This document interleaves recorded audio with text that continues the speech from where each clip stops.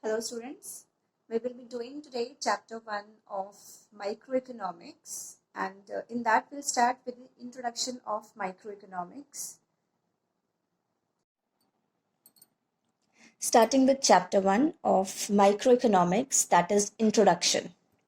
Now before going to the introduction of microeconomics, let's see what do you understand by economy. Now economy is defined as a system which provides people the means to work, and by doing the work they can earn the living. We can also say it as a system which provides the opportunity to the people to work and to earn the livelihood. Basically, the process of economy includes production, consumption, and investment. Now the question arises, why do we study economics? The need for studying economics arises because of problem of choice making. The problem of choice making is the problem where the people living in the economy have to make choices with the available resources. Now coming to the scarcity, what do you mean by scarcity? Scarcity is the limitation of supply, that is, which we can say it as availability of any goods or services in relation to its demand. That is known as scarcity. Scarcity of something, that is non-availability or of less availability of some good or commodity as compared to its demand. Then coming the reasons for problem of choice making. Now, why does the problem of choice making arise in any economy? These are the three reasons for why the problem of choice making arise. First, scarcity of resources. In every economy, whether it is developed or underdeveloped or developing, in any economy, there is scarcity of resources. We can also say there are limited resources. And there are unlimited human wants. The wants of human beings is unlimited, that is never ending. The last reason, alternate use of the resources. Every resource which is scarcely available have its alternative uses. Let us understand this with an example. Your parents have given 500 rupees to you as pocket money. That 500 rupees is scarcity of resources. That means limited resource is available to you of rupees 500.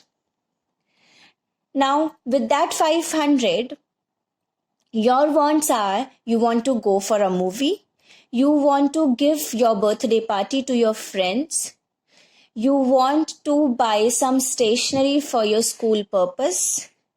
These are your unlimited human wants.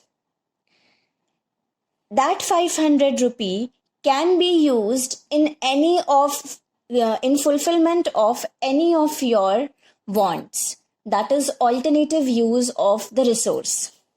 Now in that case, what you will do? You will set your priority.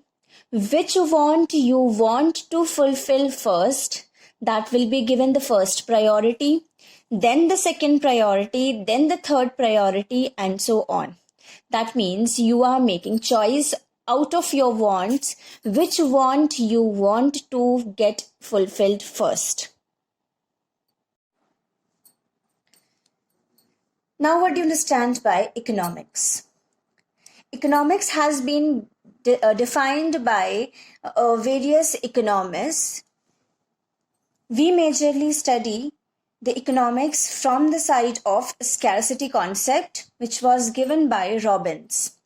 And therefore, according to him, economics is defined as the science which deals with the human behavior as the relationship between ends, scarce means, and which have alternative uses. These ends are your unlimited human wants. Scarce means is scarcely availability of the resources, and those resources, that is those scarce means which have alternative uses. When we study the relationship between these, that is referred to as economics. That means, according to Robbins, we are in economics studying the behavior of human beings for against the problem of choice making. Then we have seen majorly two types of economics: positive economics and normative economics. Coming to positive economics. Positive economics is that economics which deals with the economic problems, what are the economic problems and how they are actually solved. What are and how these problems are actually solved. Normative economics is that economics which deals with economic problems, what ought to be, or how the economic problem should be solved. This does not give any actual way how the economic problem is solved, but it provides suggestions that how the economic problem can be solved. Then this flowchart will clearly show you economics as science is categorized as positive economics and normative economics. Now, when it comes to positive economics, it deals with what is, what was, and what will be. However, normative economics deals with what ought to be, what should be, and what should have been. Now, seeing the difference between positive economics and normative economics, based on the meaning, it deals with what is, how the problem of economics is solved. However, the normative economics deals with what ought to be or how the economic problem should be solved. Now, on the basis of verification, positive economics can be verified with actual data. Whatever actual data, whatever actual facts are available, on the basis of that facts, the positive economics can be verified, whereas normative economics cannot be verified by any actual facts. Suggestive in nature. Positive economics, since it is based on actual facts, therefore they are not suggestive in nature. However, normative economics, since it is based on economists' opinions or one's opinion, therefore they are suggestive in nature. Maybe from everyone's side, the problem will be different and the suggestions would be different. We can see through example, for positive economics, India's population is very high. Now, with the actual facts, that is, with the population actual figures, we can verify whether it is true or false. Whereas normative economics, steps should be taken to control income inequality.